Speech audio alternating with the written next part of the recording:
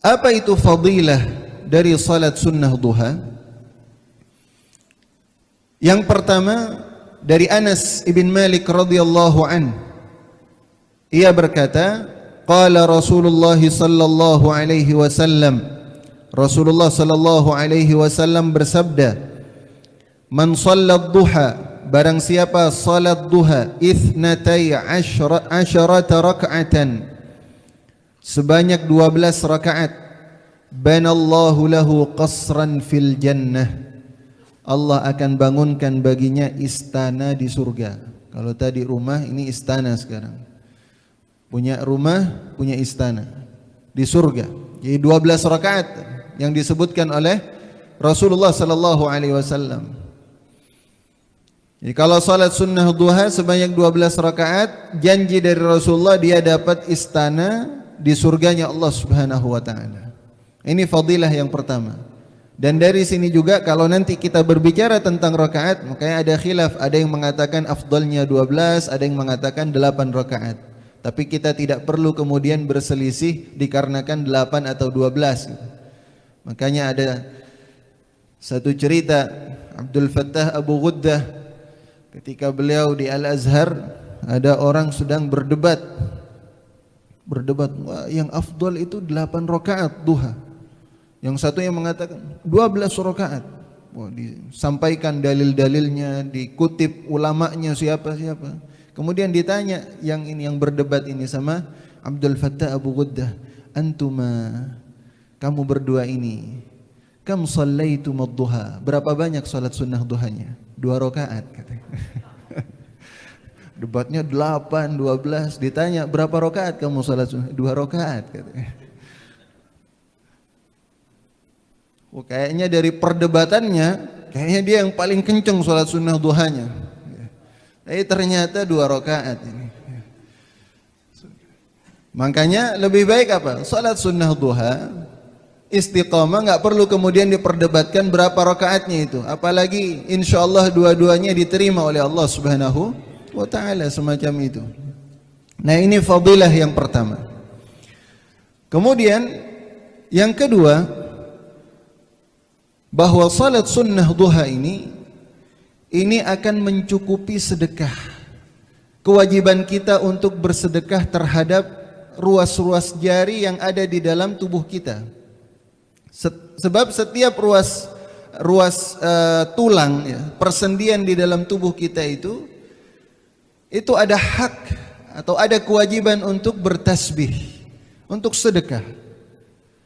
Sebab dalam hadis Rasulullah sallallahu alaihi wasallam dari Abu Dzar radhiyallahu taala anhu disebutkan, yusbihu ala kulli sulama min ahadikum sadaqah. Ketika kalian berpagi hari, bangun tidur, kalian punya kewajiban untuk sedekah atas setiap persendian yang ada di dalam tubuh kalian, kata Rasulullah. Makanya binatang, burung, itu semuanya burung-burung, wa ma mid dabbatin, semua yang ada di muka bumi ini, illa wa yusabbihu bihamdih, walakin la tafqahuna tasbihahum. Semuanya itu bertasbih, hanya saja kita enggak paham tasbihnya mereka seperti apa. Semua bertasbih, tinggal kita ini, kita bertasbih apa enggak gitu. Makanya kalau berpagi hari tasbih. Nah, itu insyaallah yang sudah biasa kita kerjakan juga. Kalau kita mau salat sunnah, setelah salat sunnah fajar kita tasbih subhanallah bihamdihi subhanallahil azim. Itu sedekah. Sebab kata Rasulullah, fi kulli tasbihatin sedekah, dalam setiap tasbih itu sedekah.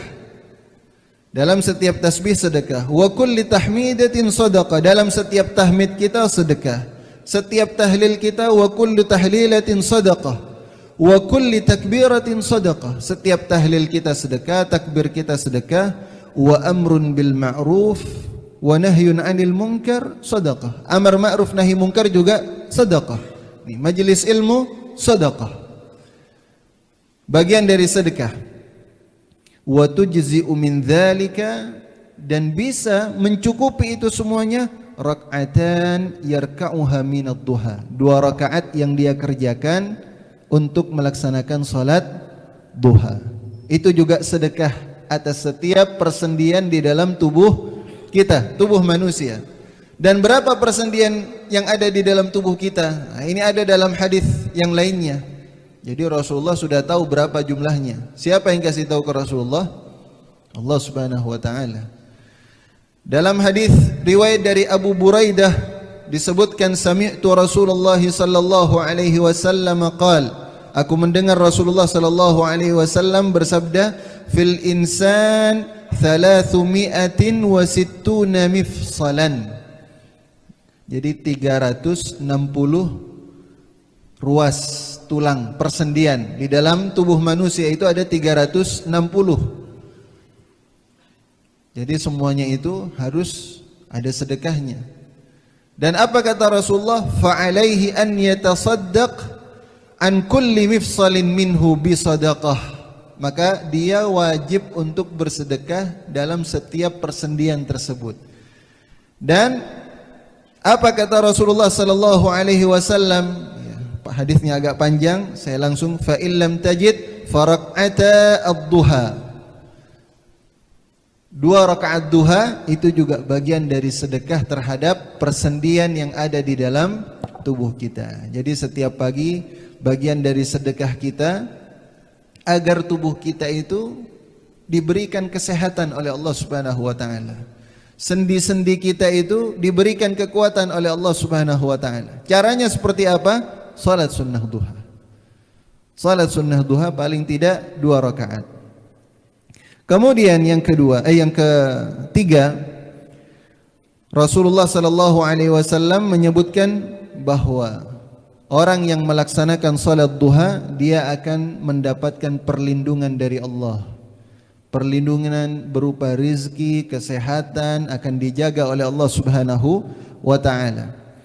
Riwayat dari Nuaim, beliau berkata, sami'tu Rasulullah sallallahu alaihi wasallam qaal, aku mendengar Rasulullah sallallahu alaihi wasallam bersabda, yaqulullahu azza wa jal, Allah Subhanahu wa taala berfirman. Artinya ini adalah hadis qudsi. La tu'jizni min 4 raka'atin fi awwal naharik. Kamu jangan sampai malas melaksanakan salat duha 4 rakaat. Jangan malas, kata Allah Subhanahu wa taala. Sebab apa? Akfika akhirah. Aku akan cukupkan engkau sampai akhir dari hari tersebut. Akan dicukupi oleh Allah Subhanahu wa taala. Jadi kalau engkau salat duha di awal hari 4 rakaat, kata Allah Subhanahu wa taala, aku akan cukupkan bagimu semua kebutuhanmu sampai akhir dari hari tersebut. Jadi sepanjang hari akan dapat perlindungan dari Allah, akan dicukupi oleh Allah Subhanahu wa taala. Masya Allah. Jadi kalau kita salat subuh berjamaah, apa fadilahnya? Fahuwa fi dhimmatillah, dapat perlindungan dari Allah Subhanahu wa taala. Tambah salat duha lagi, kita dapat lagi penjagaan dari Allah Subhanahu wa taala. Di malam harinya kita salat lagi, salat witir, salat awabin, dapat penjagaan lagi dari Allah Subhanahu wa taala. Insyaallah orang yang semacam ini akan selalu dilindungi oleh Allah Subhanahu wa taala. Nah, ini fi riayatillah. Jadi semuanya perlindungannya apa? Dia dapat rezeki, makanya salat sunnah duha itu akan membuat rezekinya lancar katanya. Ya, karena memang di awal hari ketika dia sebelum memulai pekerjaan salat syuruk terlebih dahulu. Kemudian nanti ketika di tengah-tengah bekerja dia sempatkan untuk salat sunnah duha 2 rakaat. Yang semacam ini insyaallah akan dimudahkan rezekinya oleh Allah. Akan mendapatkan berkah dari Allah Subhanahu wa taala karena dia mengawali kehidupannya dengan bersandar kepada Allah, bertawakal kepada Allah Subhanahu wa taala. Dia minta kepada Allah Subhanahu wa taala. Dia tahu bahwa fisiknya itu bukanlah apa-apa, tidak memiliki kekuatan. Dia minta kepada Allah Subhanahu wa taala. Ketika dia bekerja, akan melakukan aktivitas sehari-hari, insyaallah ini akan mendapatkan bimbingan dari Allah Subhanahu wa taala. Dijaga, dan yang paling utama, penjagaan yang paling utama, dia akan terhindar dari hal-hal yang dimurkai oleh Allah Subhanahu wa taala. Nah, itu makanya dimulai dengan salat duha di hari tersebut. Kemudian yang lainnya ikhwatal iman, bahwa salat duha itu akan mendapatkan pahala seperti haji dan umrah, seperti hadis yang pertama tadi. Dan ini menjadi wasiat dari Nabi kita Muhammad sallallahu alaihi wasallam. Wasiat yang diriwayatkan oleh Abu Hurairah. Beliau berkata, "Awsani khalili bi thalath." Kekasihku, kata Abu Hurairah, yaitu Rasulullah sallallahu alaihi wasallam, kekasihku memberi saya wasiat dengan 3 wasiat. Ada 3 wasiat dari Rasulullah yang disebutkan oleh Rasulullah sallallahu alaihi wasallam, diriwayatkan oleh Abu Hurairah. Apa itu? La ada'uhunna hatta amut. Yang tidak saya tinggalkan sampai saya mati. Enggak pernah saya tinggalkan, kata Abu Hurairah. Pertama apa? Shaumu 3 ayyam min kulli syahrin. Puasa 3 hari setiap bulan, yaitu puasa Ayyamul Bid. Ayyamul Bid. Di pertengahan bulan. Bid itu putih. Putih itu purnama, ya, saat bulan purnama berpuasa pada 3 hari tersebut. Dan salatul duha, kata Rasulullah sallallahu alaihi wasallam, ya, kata Abu Hurairah. Jadi wasiat dari Rasulullah ini yang kedua adalah salatul duha. Enggak pernah ditinggalkan oleh Abu Hurairah. Ini bisa jadi ini menjadi rahasia kenapa kemudian Abu Hurairah itu gampang menghafal hadis-hadis Rasulullah. Karena memulai harinya itu dengan salat sunnah 2 rakaat duha.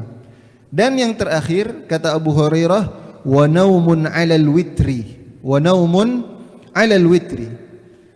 Tidur witir sebelum tidur. Jadi dia tidur di malam hari tapi sudah mengerjakan salat witir. Jadi Rasulullah sallallahu alaihi wasallam memberikan wasiat kepada kita 3 itu. Dan itu tidak pernah ditinggalkan oleh Abu Hurairah. Jadi sebelum tidur salat witir dulu.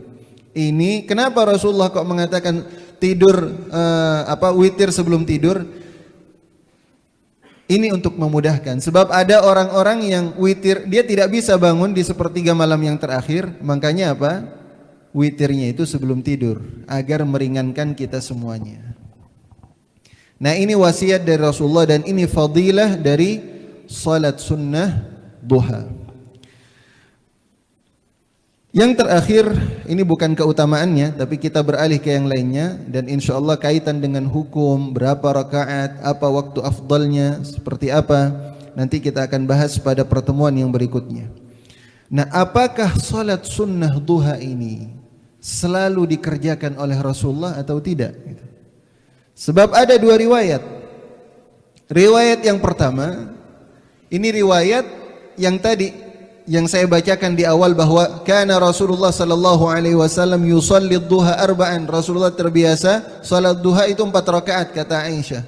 Tapi dalam riwayat yang lainnya di dalam kitab Bulughul Maram ini disebutkan bahwasanya ini Aisyah juga pernah ditanya.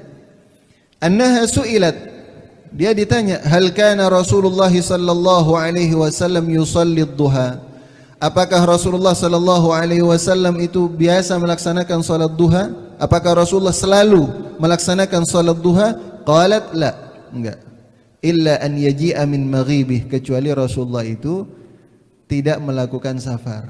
Jadi kalau sedang berada di rumah Rasulullah biasa salat duha, tapi kalau sedang safar biasanya enggak salat duha gitu. Beda sama witir. Kalau witir itu biasa Rasulullah kerjakan baik itu dalam keadaan hadar, tidak safar ataupun ketika safar. Tapi kalau duha tidak. Rasulullah mengerjakan salat duha kalau sedang tidak melakukan perjalanan. Nah, riwayat yang pertama Aisyah menyebutkan biasa. Tapi yang ini mengatakan enggak juga gitu. Hanya saja Rasulullah itu mengerjakannya kalau sedang berada di rumah saja. Tapi kalau enggak di rumah enggak salat duha Rasulullah. Nah, ini katanya para ulama menunjukkan bahwa memang salat duha itu tidak selalu dikerjakan oleh Rasul sallallahu alaihi wasallam setiap hari. Ini kata para ulama. Tapi Rasulullah sering melakukan salat sunnah duha dan fadilah-fadilahnya sudah kita sebutkan tadi. Nah, ini ikhwatal iman pembahasan terkait dengan salat duha, bagaimana fadilahnya, dan tadi kaitan dengan istilah salat isyraq, salat sunnah duha dan salatul awabin. Nah, itu sudah kita sama-sama ketahui dan kita fahami. Jadi sekarang sudah tidak bisa kita sudah bisa membedakan apa itu salat syuruk, salat duha dan salat al-awabin seperti apa. Insyaallah berkaitan dengan rakaat dan waktu-waktunya seperti apa dan bagaimana cara pelaksanaannya, insyaallah kita akan bahas pada pertemuan yang berikutnya. Mudah-mudahan kita semuanya mendapatkan taufik, bimbingan dari Allah Subhanahu wa taala, kemudahan untuk bisa melaksanakan salat duha secara rutin agar kita juga termasuk di dalam orang-orang yang awab, orang-orang yang suka bertaubat kepada Allah Subhanahu wa taala. Amin ya rabbal alamin. Ini saja yang bisa saya sampaikan pada kesempatan pagi hari ini. Sebelumnya mungkin ada yang ingin bertanya, silahkan.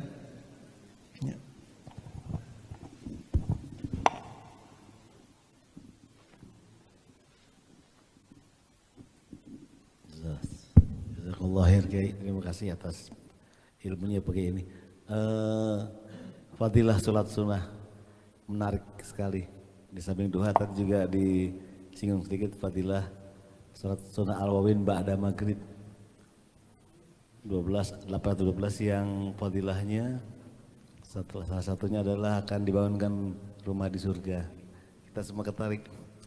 Di saat yang sama kayak fadilahnya ini juga cukup besar. Di saat yang sama waktu ba'da maghrib umumnya kita di sini ta'lim, ya, dimana kita dengar tahu dari guru kita sesaat di ta'lim sama dengan sholat sunnah 1000 rakaat. Dalam hal ini yang mana kita utamakan? Al-wabin surga, di surga dibuatkan rumah, sementara ta'lim sesaat itu lebih baik daripada 1000 rakaat sholat sunnah. Terima kasih. Baik. Jadi biasanya kalau ba'dal maghrib kebanyakan ta'lim ini, ya. Gimana nih cara mengamalkan salatul awabin ini? Yang salatul awabin yang tadi, yang ba'dal maghrib tentunya. Kalau salatul awabin yang duha insyaallah bisa kita kerjakan. Makanya kerjakan yang duha ini. Mudah-mudahan juga dapat fadilahnya gitu.